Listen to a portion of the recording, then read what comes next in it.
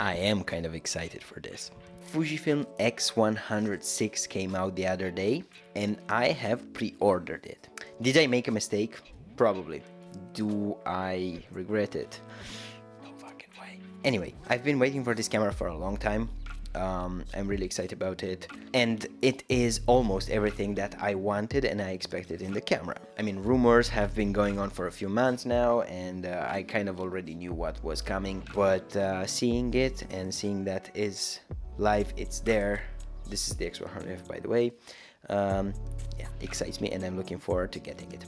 So as I said, it delivers on almost every front except for personally weather resistance and the lens. In a previous video I said that I would like this camera to have an f1.4 lens. I've been called out by you guys, and you've said that if they were to put an f1.4 lens, the camera would become super big. I mean, yeah, I can understand that, but still I would expect Fujifilm to, you know, put a new lens in the camera, goddammit.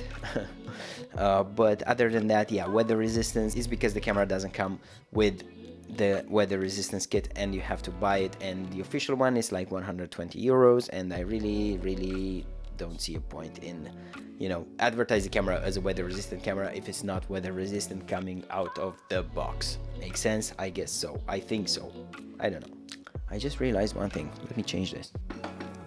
But other than that, Fujifilm delivered with this camera, with the IBIS, with the 6.2K 10-bit 422, which is like too much, and honestly for this camera I don't know why they decided to go with so much power into it, but I guess it makes sense if the processor is there and the sensor is there, which by the way are the ones from the XT5. And this takes me to the next thing, which is AF. This is the thing that I really wanted from the very beginning, you know, put the autofocus capabilities from the newest cameras, in this case the XT5, inside the X100VI, and I'm really happy about it, and I'm really looking forward to it, to, you know, test it and show you guys what it is like.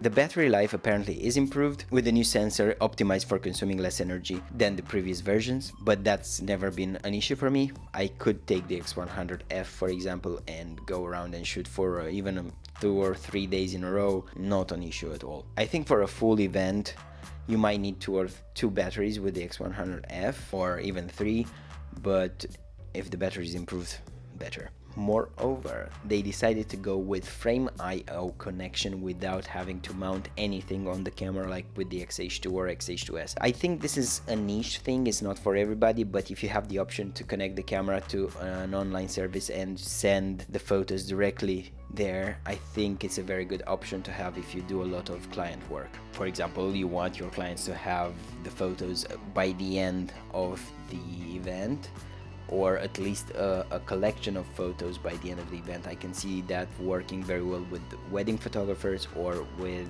event photographers, or something like that. In my case, it will be really needed, so this way I can give a better product to my clients, and I can also increase my rate, because I give an extra thing that not everybody is capable of delivering. So this camera makes a very good street photography camera, a really good daily carrier, or a camera for personal project. But my concern with it is the fact that it doesn't have 2 SD card slots, although I've never had an SD card fail on me. It's something that people say on the internet, and I don't know, it kind of gives you a little bit of, not anxiety, but it's always in the back of my head, you know, when I go out with a camera that only has 1 SD card slot. I'm like, well, what if this fails? If it's never failed, but people said that it might fail, so you're like, oh fuck me, should I back it up during my lunch break, or should I keep going on? What the fuck do I do? That's my main concern with the X100VI, used as a professional camera, as a camera that you take with you on a shoot and you trust it to take you through the whole fucking shoot.